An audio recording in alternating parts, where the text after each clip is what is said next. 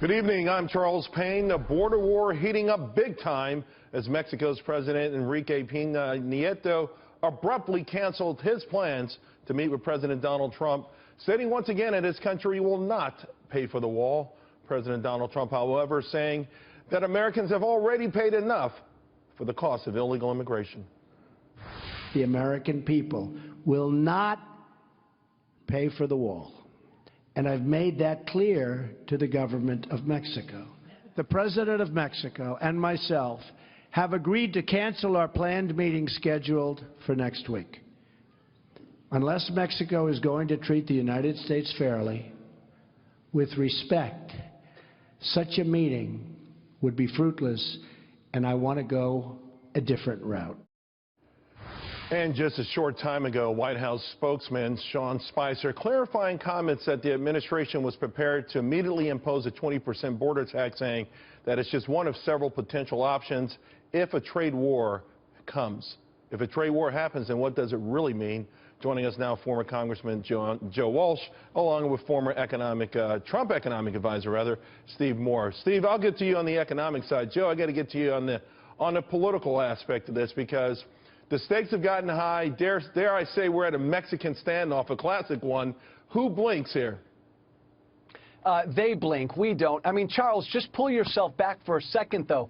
Think about this. We're 5, 6 days into a Trump presidency, and we're talking about the wall. We're 5 to 6 days into a Trump presidency, and Donald Trump is beginning the building of that wall. Most people, Charles, during the campaign thought this was all campaign talk. Trump wouldn't really follow through. We got to give him so much credit. This is why he got elected, and he's following through.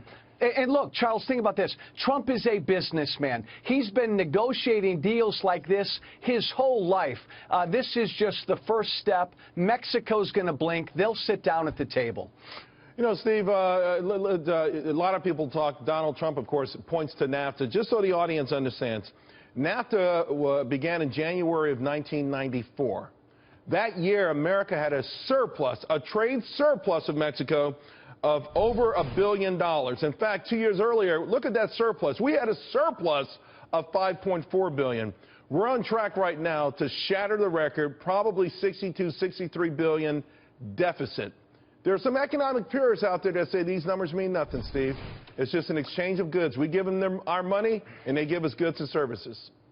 Well, what we have here is an old-fashioned Mexican standoff, right? And I think it's worrisome. I don't worry too much, Charles, about the trade deficit with China.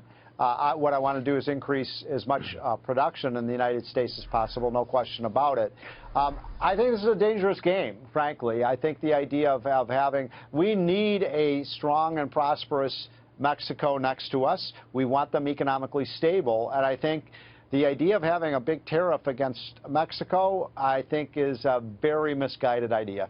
But at this point, Joe, I mean, Mexico's enjoyed this relationship, obviously, a lot more than we have. I mean, their country has come on very nicely, and that's helped them become this strong marketplace. So, yeah, we understand it's a two-way street, but it looks like we've crossed the Rubicon on both sides. And I've got a feeling that it's probably going to have to come down to a short sort of skirmish, maybe that 20% border tax.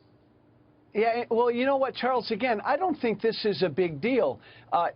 Any other president and any other administration, a big canceled meeting between the two presidents, oh, my God, it would be a huge thing.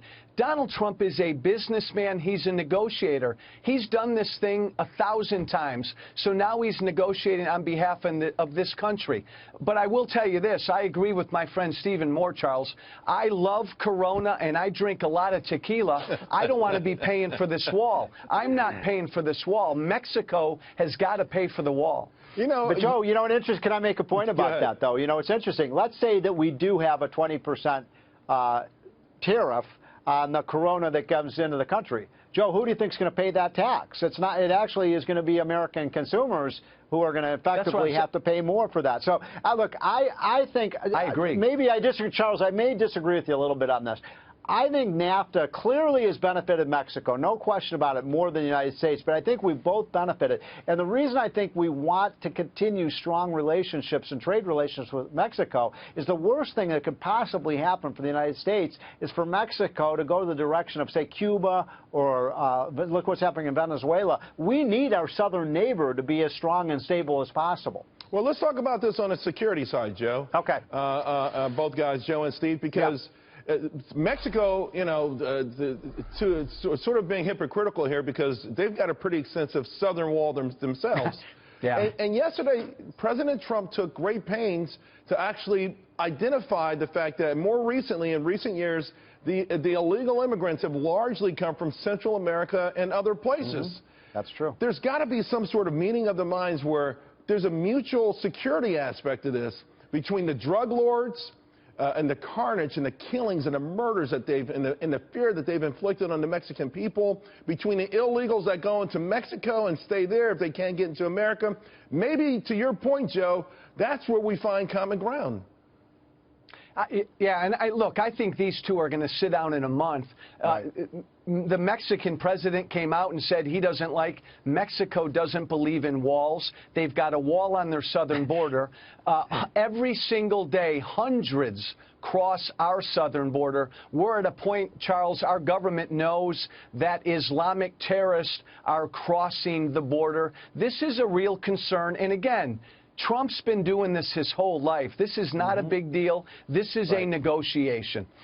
By the way, I'm not against the wall. I'm in favor of the wall because the American people are in favor of the wall. I'm just questioning whether a tariff is a good way to pay for it. I mean, why not have a border crossing tax? You know, the people who actually benefit from having this relationship and the border and the security there, you know, when you cross the border, you pay I don't know, a $5 tax or whatever it might be. That could help pay for this wall over time. And look, I don't think the American that might be good for the maintenance of the wall, Steve, but I mean, if they're talking 15 to $20 billion. Why should it cost that much? I don't believe that number. Come on, to build a wall, I don't think it should cost $20 billion to build a wall. That's no way. And no Charles, Steve is right. No tariff. Again, the American consumers should not pay for this wall. But think about this: the money, we could block the money that Mexicans in this country illegally send back to Mexico every year. That's about 18 to 19 billion. There are ways to do this.